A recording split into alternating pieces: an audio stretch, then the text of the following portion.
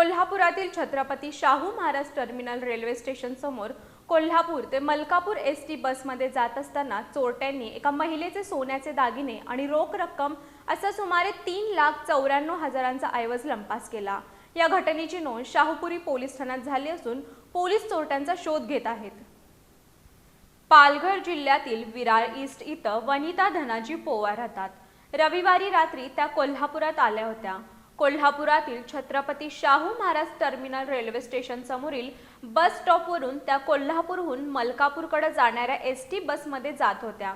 त्यावेळी गर्दीचा फायदा घेऊन चोरट्यांनी वनिता पोवार यांच्या पर्समधील सोन्याचं मंगळसूत्र, लॉकेट, नेकलेस आणि 14,000ची रोकड असा सुमारे 3,94,000 रुपये किमतीचा ऐवज हातोहात लंपास केला।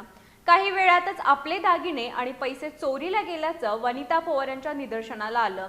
त्यांनी या एसटी बसमध्ये शोध घेण्याचा प्रयत्न केला, मात्र चोरटे पसार झाले होते।